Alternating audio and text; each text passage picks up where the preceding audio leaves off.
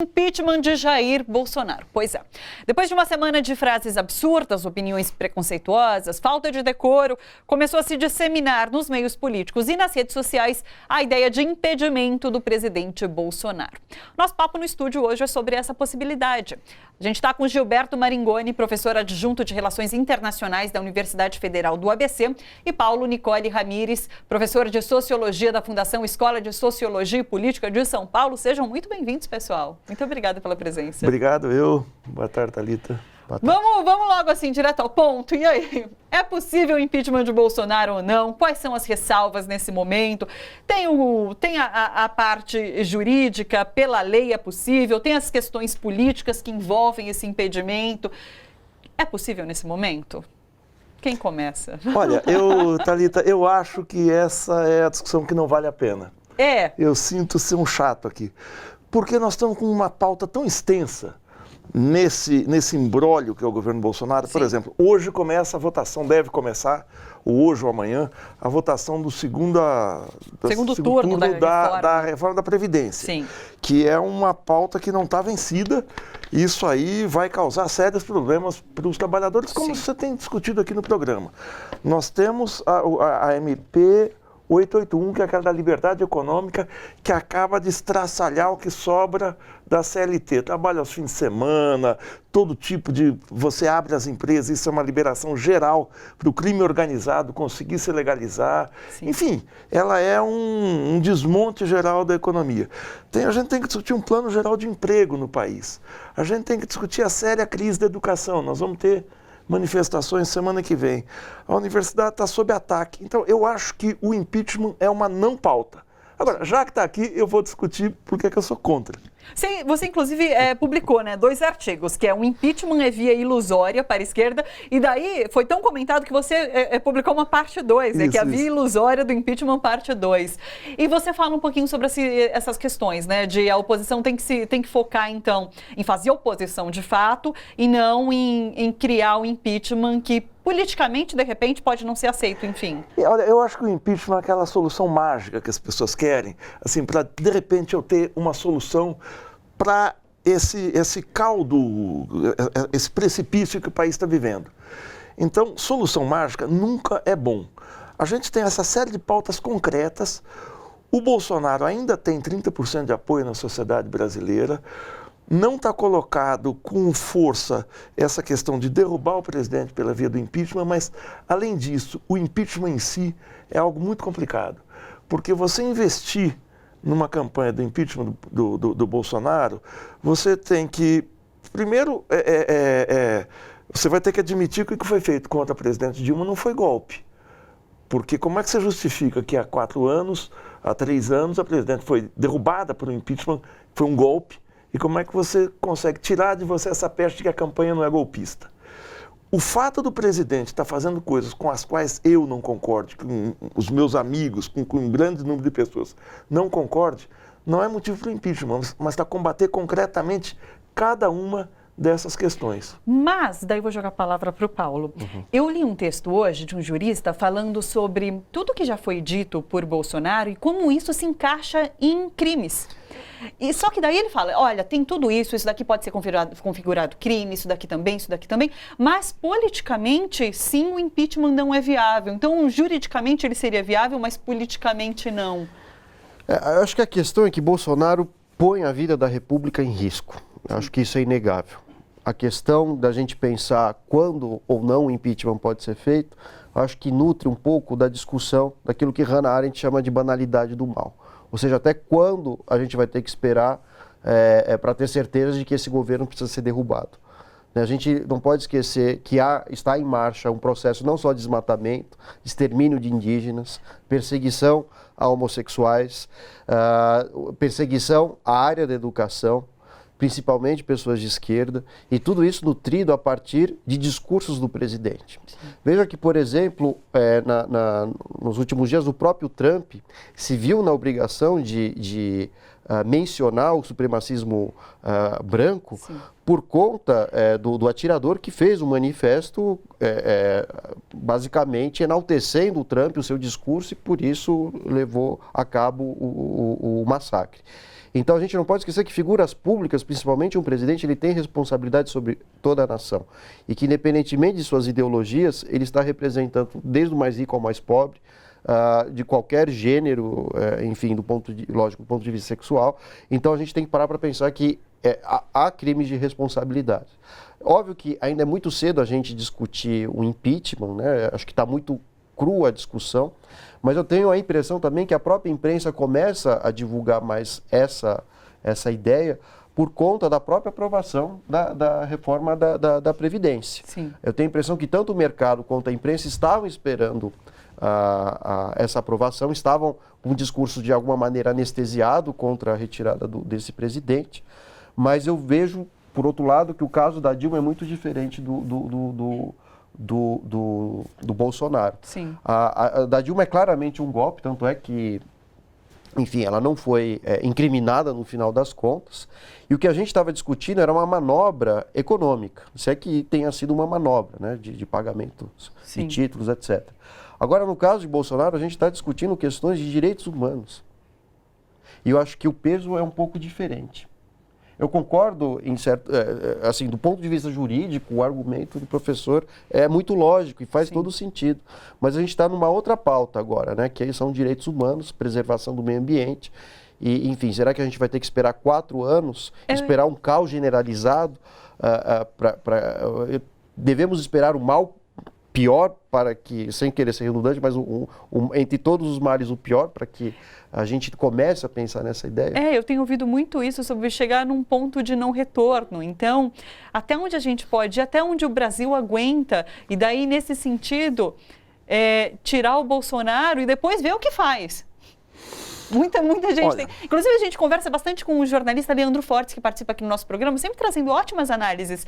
E a gente tem discutido muito isso com ele, de que tira agora, depois a gente pensa o que faz, porque tem sido muito abusivo esse poder de Bolsonaro. Olha, o problema é que não tira. Agora você não tem força. Sim. É preciso saber o seguinte, o ponto de não retorno já se deu antes das eleições. Ele defendia tortura, morte aos indígenas, fim aos quilombos, não demarcação de terras indígenas. E o Bolsonaro não cometeu nenhum estelionato eleitoral. O que ele está fazendo, ele falou em campanha. E ele ganhou. Então, a derrota que a esquerda, que os setores democráticos, progressistas tiveram na eleição foi muito profunda. A misoginia, a homofobia, o racismo venceram. A barbárie venceu as eleições. É uma coisa profunda isso. Meu desejo lá no fundo é que o Bolsonaro saia. Agora, eu preciso analisar politicamente. Politicamente, eu analisar as coisas concretas, situações concretas.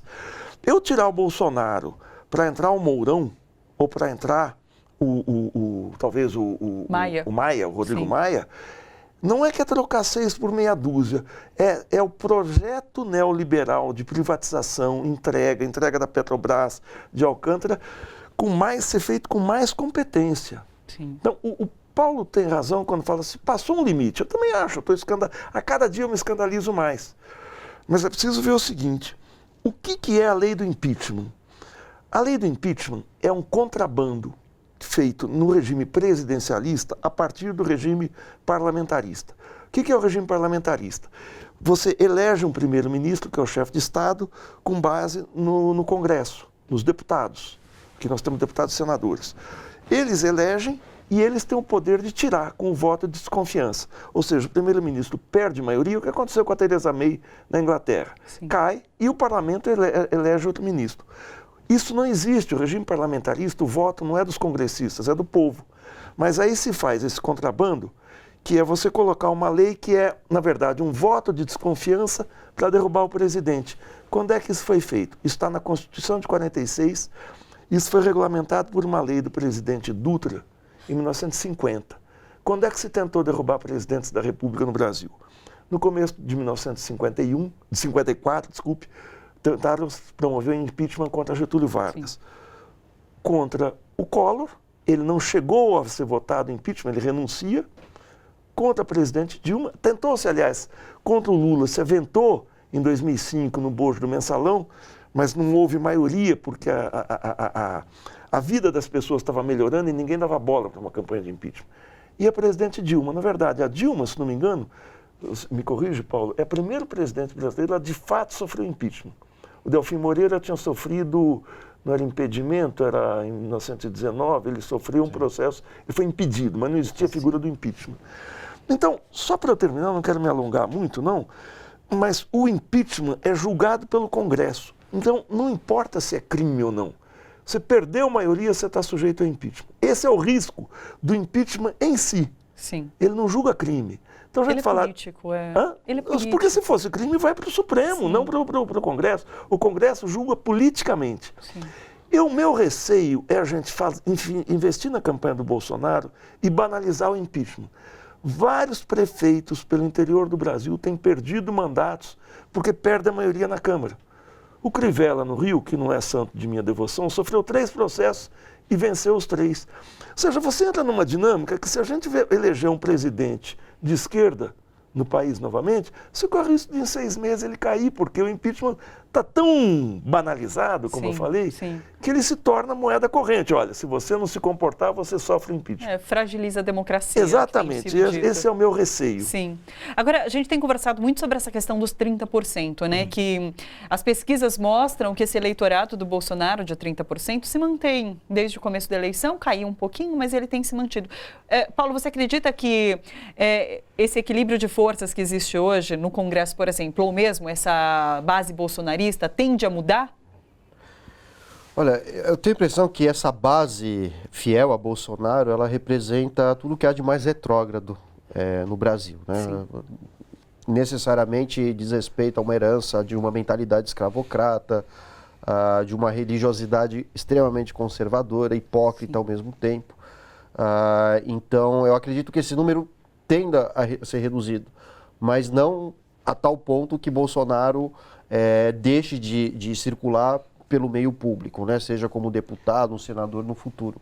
Eu acho que esse é um ponto dramático da nossa democracia. Sim. A democracia, ao mesmo tempo que permite que todos participem, permite também que qualquer um participe. Eu acho que esse é o grande problema. A gente não pode esquecer também que, por exemplo, um filósofo chamado Walter Benjamin, ele discute que o estado de exceção, consequentemente o fascismo, ele convive com as democracias. A ponto que a regra, aliás, a exceção se transforma em regra, né? E eu acho que nós estamos vivendo isso no nosso país. A Constituição está sendo desrespeitada, houve todo um manejo de secretarias e pastas dentro do ministério dos ministérios que não seguem a Constituição. Então, tudo isso vai angariando também um crime de responsabilidade, cujo o impeachment teria essa tarefa de julgar politicamente o presidente. Claro.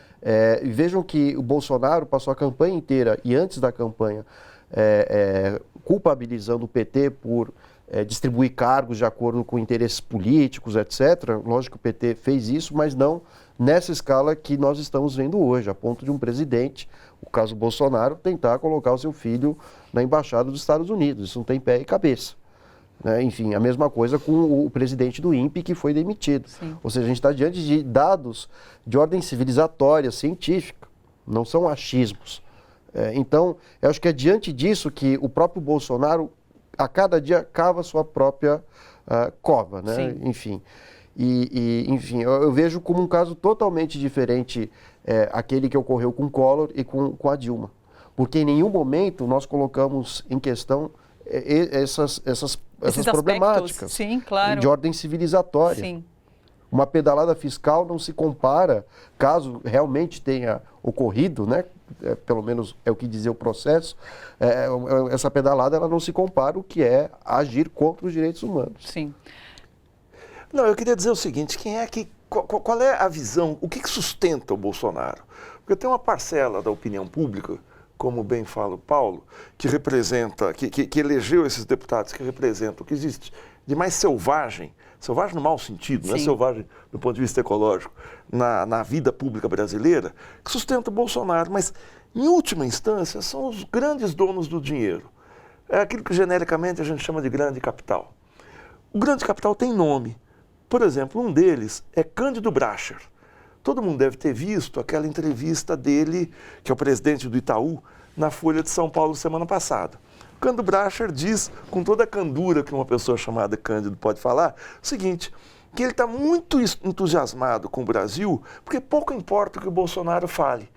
o projeto econômico, as reformas estão indo bem, nós temos 12% de desempregados, isso significa que tem menos gente comprando é menos pressão de consumo que pode fazer elevar os preços, né? Quer dizer, você tem muita procura e pouca oferta, você pode fazer.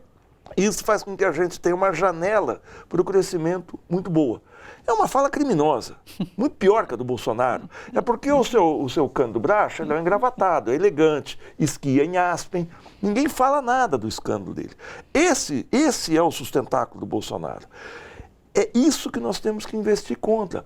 São essas bases concretas do Bolsonaro que fazem se materializar o projeto de privatização, o projeto de desmonte da educação.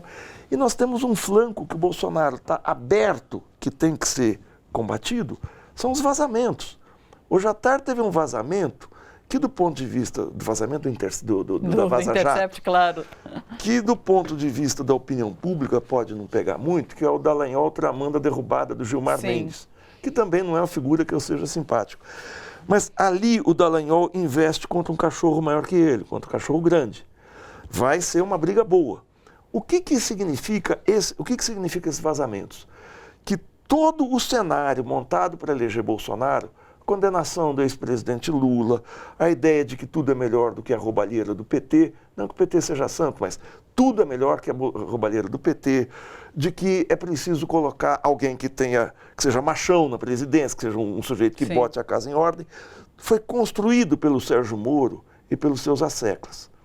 Derrubar o Sérgio Moro é derrubar a lógica do governo Bolsonaro.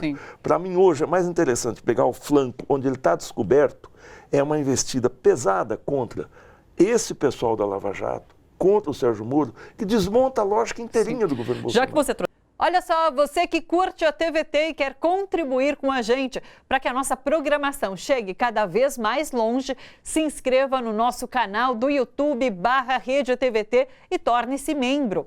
Ou então faça a sua contribuição em nosso Catarse. É só acessar catarse.me/TVT. A gente agradece.